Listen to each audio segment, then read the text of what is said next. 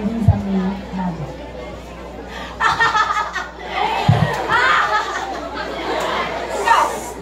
Ikaw! Kayo! Bakit hindi niyo sinasabayan ang aking pagtawa? Mga balin ba kayo, ha?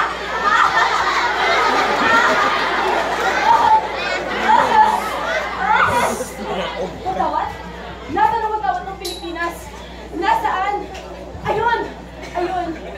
Hinabang makabayan, iniibig ko. Lahanan ng aking lapis. Iniibig ako at Pilipinong pumapanata sa harap ng bandila, iniibig daw ang Pilipinas. Kalokohan! Hindi lahat. Hindi nyo ba naisip na dahil sa mga mali nating ginagawa, ay unti-unti natin sinisira ang ating bansa? Korupsyon, pagkamkam ng yaman, pang-aapi, pang-aabuso, at marami pang iba. Ang mga kabundukan na siyang pinapupunan natin ng ating mga pangangailangan. Ay, nakalbo na! Kalbo? Kalbo!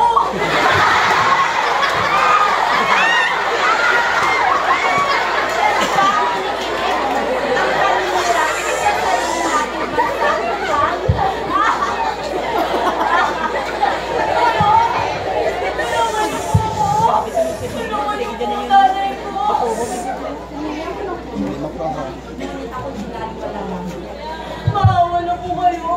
Tulungan niyo po ang nanay ko. Wala pong kasalanan ng nanay ko. Hindi sa kapwa Pilipino ay hindi ako pinansin at hindi ako tinulungan. Dahil sa mga walang kwentang pamamahala ng pamahalaan ay namatay ang ating ina. Yan ba ang iniibig ang Pilipinas, ha?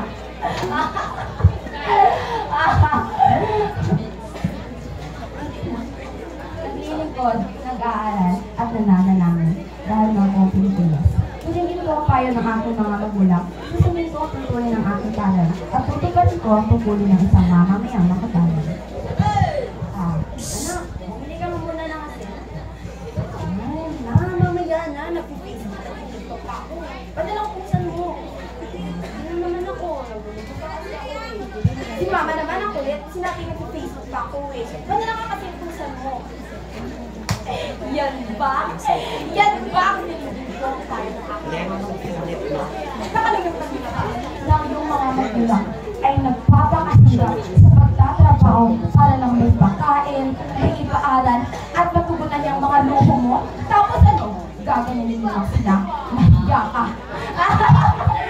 Nangako pang susunod ng paaralan, hindi kahit sa simpleng ubos ng mga magulang ay hindi mo magawa. Lalo na naman, Pasender!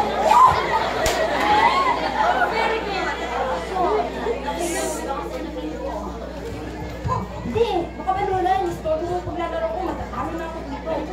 Ano yun? Ganun ba ang tamang pagsagot? Nasaan ang po at opo na karaniwang ginagamit natin mga Pilipino?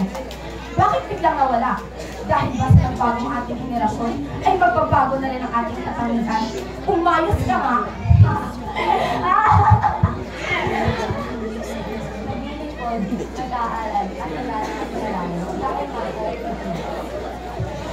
naglilingkod? Kayo? Kayong mga nakaupo at maging kayong nakatayo.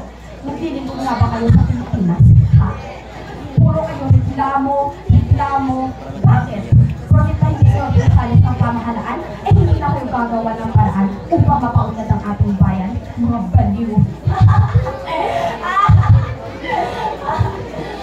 At yung mga mag-aaral, bakit ang ilan sa inyo ay hindi na nag-aaral ng mabuti, ha? Juana, do you have your phone now? Oo. Really? This sa akin kasi made in USA. How about yours? Made in the Philippines lang eh. Duh, chief. Yaya, gusto ko mag-speak ka ng English kapag harap mo yung anak ko, ha? I don't want you to speak Filipino in front of him. Okay, Miggy, here's your food. Eat that now. Ang sariling wika, ikinakahiya. Pati produkto ng Pilipinas, kinakahiya. Umayos ka nga, Pilipino ka pa rin. Dito tayo lumaki, dito tayo nagkaisip, at dito rin tayo mamamatay. O ngayon, sino ang tunay na